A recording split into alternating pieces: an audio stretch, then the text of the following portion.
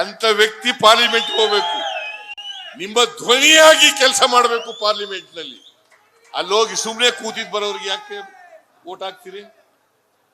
ಸುಮ್ನೆ ಕೂತಿದ್ ಬರೋರ್ಗೆ ಓಟ್ ಹಾಕ್ತೀರಾ? ನಿಮ್ ಪರವಾಗಿ ಮಾತಾಡೋರ್ಗಿದ್ದು ನಿಮ್ಮ ಧ್ವನಿಯಾಗಿ ಕೆಲಸ ಮಾಡ್ತಕ್ಕಂಥವ್ರು ಬೇಕಾ? ಇದು ಇವತ್ತು ಚರ್ಚೆ ಆಗ್ಬೇಕಾಗಿರ್ತಕ್ಕಂಥ ವಿಚಾರ. ನಿಮ್ಮ ಧ್ವನಿಯಾಗಿ ಕೆಲಸ ಮಾಡೋಬೇಕಾ? ಅಲ್ಲಿ ಸುಮ್ನೆ ಕೂತಿದ್ ಬರೋರು ಬೇಕಾ? ಪಾರ್ಲಿಮೆಂಟ್ ನಲ್ಲಿ ಸುಮ್ನೆ ಕೂತಿದ್ದವ್ರು ಬೇಕಾ?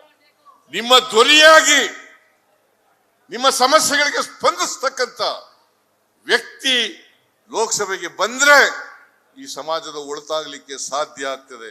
ಅದಕ್ಕೋಸ್ಕರ ಲಕ್ಷ್ಮಣ್ ಅವರನ್ನ ತಾವು ಎಲ್ಲರೂ ಕೂಡ ಗೆಲ್ಲಿಸಿ ಕಳಿಸಿಕೊಡಬೇಕು.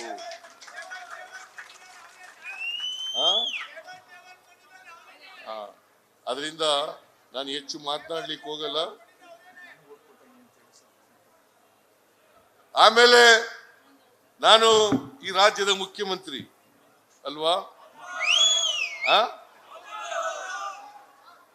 ಈಗ 9-10 ತಿಂಗಳಾಯ್ತು ನಾವು ಬಂದು 5 ಗ್ಯಾರಂಟಿಗಳನ್ನ ಈಡೇರಿಸಿದ್ದೇವೆ.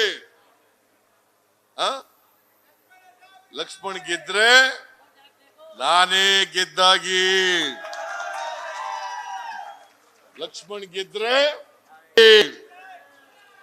ಅದಕ್ಕೋಸ್ಕರ ಲಕ್ಷ್ಮಣ್ ಅವರಿಗೆ ಹಸ್ತದ ಗುರುತಿಗೆ ನೀವೆಲ್ಲ ಓಟ್ ಹಾಕ್ಬೇಕು ಅಂತ ಹೇಳಿ ನಿಮ್ಮಲ್ಲಿ ಮನವಿ ಮಾಡಿ ಮತ್ತೊಮ್ಮೆ ರಾಜೀವ್ ಮತ್ತು ಅವರೆಲ್ಲ ಸ್ನೇಹಿತರುಗಳನ್ನ ಪಕ್ಷಕ್ಕೆ ಬರಮಾಡ್ಕೊಂಡು ನಿಮ್ಗೆಲ್ಲ ನಮಸ್ಕಾರ ಮಾಡಿ ನಾನು ಮಾತು ಮುಗಿಸ್ತೇನೆ. ಜೈ ಹಿಂದ್, ಜೈ ಕರ್ನಾಟಕ.